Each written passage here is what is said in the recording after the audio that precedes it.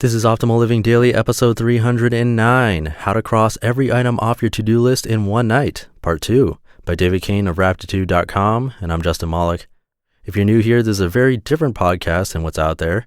The idea is really simple. I find amazing content, mostly in the personal development space. I get permission from the authors, and then read that content to you, just like an audiobook. I mostly read from popular blogs, so that includes Derek Sivers, Mark and Angel, Zen Habits, The Minimalists, Mark Manson, who I'm going to read tomorrow, by the way. Really great writers. And David Cain is another one of those. But he does more than just write. He does experiments on himself, like being vegan for a month or meditating for a month, and then writing about that experiment. It's really cool and makes for fascinating reads. And today is actually a continuation from his post yesterday. It was a little long, and I like to keep the episodes fairly short, so I broke it up into two. So if you didn't hear yesterday's episode, I recommend listening to that one first. And with that, let's continue yesterday's post as we optimize your life.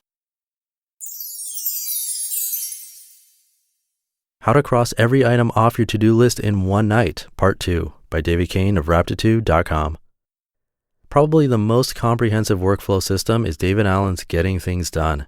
I have long fantasized about mastering the GTD system and the mind-like water state that is supposed to arise once you've properly implemented it. This achievement even had a place in my own bucket list for a while. The general idea is that you catch all incoming requests on your time in a series of inboxes.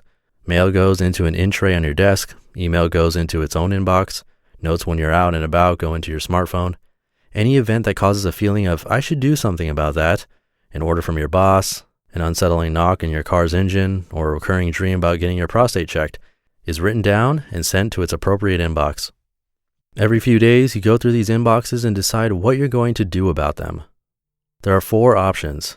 Do something about it right now, decide you're going to do it later, delegate it to someone else, or decide not to bother doing anything at all. If you can capture on paper anything that tugs on your conscience and get it to its appropriate inbox, then you can know that no concern will escape your decision-making process. Properly implemented, the GTD system creates a workflow that lets you relax in the moment, knowing that every single concern will end up in front of you at your desk when you are alert and prepared to make a decision on it. Your habits ensure it all gets into the funnel at some stage. The system hinges on eradicating escapees.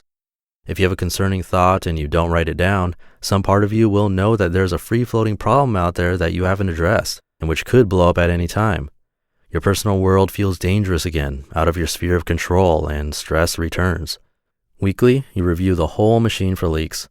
Presumably, once the crucial routines are established, you reach a point of balance, where sharpened habits process the inflow of emerging commitments into completed goals and realized dreams. I envy people who make this complex system work.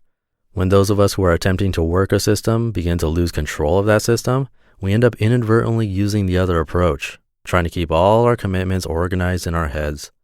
Procrastinators and other people without a track record of steady productivity will have trouble with GTD for a particular reason. The system is unsympathetic to your emotional state. If you have any problems with procrastination or motivation, the system will fall apart quickly for you. Slag off one weekly review or let your inbox pile up for a whole week even once, then resuming the system becomes daunting enough that you wait to do them until you have a clear 3-hour stretch, and very quickly your workflow system is back to a react-as-it-comes basis. It's still totally worth learning GTD, if only so you can use it as a basis for your own system, one that is not so inflexible and doesn't require so many simultaneous habit changes. I'm taking a much simpler approach now. Keep all the same inboxes, go through them once a week, and put them on a big single category list. No more subcategories and priority rankings to get lost in. Look at the list every evening and decide what to do the next day. If I need time-specific reminders, I'll set them up in Google Calendar on my phone, a cabinet for files, a regular day weekly to get up to date. The problem is that I've got a 6-month backlog to work through before I can bring this leaner system to bear on today's concerns as they arise in real time. It's something like starting your first job in retail on Black Friday when the closer last night forgot to do everything.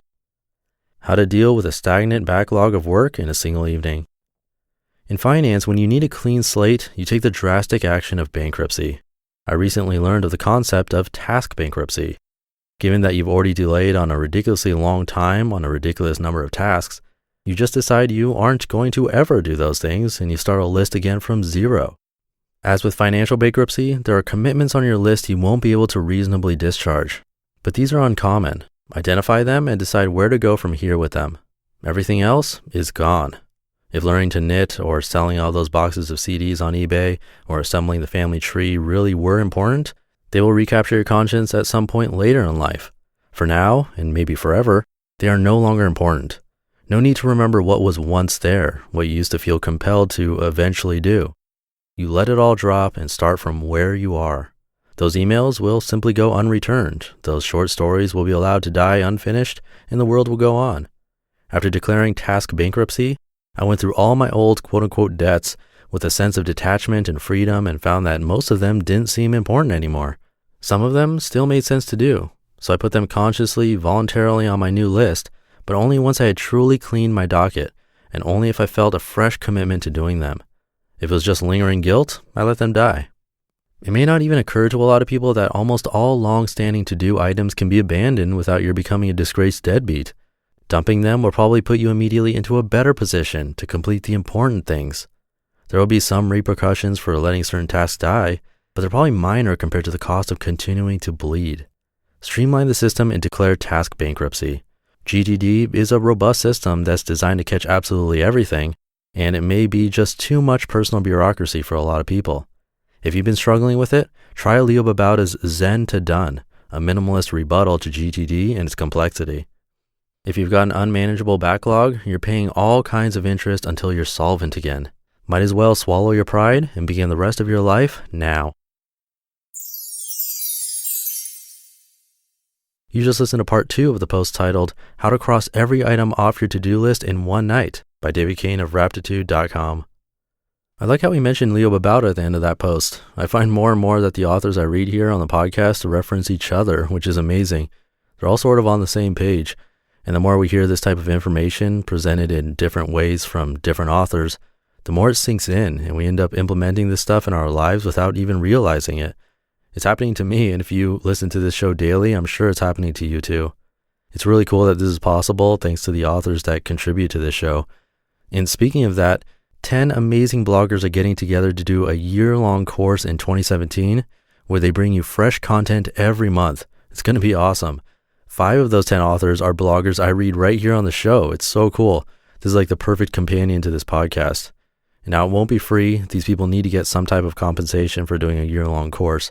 And if you register through my link, you'll also give some of the proceeds to this show to help keep this going. So if you're looking to learn how to live more simply, check out this course. The price is lower than normal for early registration, which is happening now. It will go up later. So come by and check it out when you have a chance. Just visit oldpodcast.com/learn to learn more.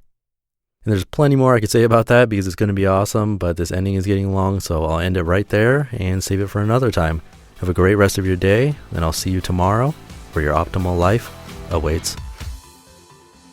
Hey, this is Dan from the Optimal Finance Daily podcast, which is a lot like this show, except more focused on personal finance. Justin handpicks the best posts he can find from blogs and authors like Ramit Sethi, Mr. Money Mustache, and more, and I read them to you 5 days a week. So if you enjoy this podcast, come on over and subscribe to Optimal Finance Daily too. And together, we'll optimize your financial life. You've been listening to Optimal Living Daily. Be sure to hit the subscribe button to stay up to date on each new episode and head to oldpodcast.com. That's OLDpodcast.com for a free gift as well as more actionable tips and resources to help you maximize your potential. Thanks for joining us, and remember, your optimal life awaits.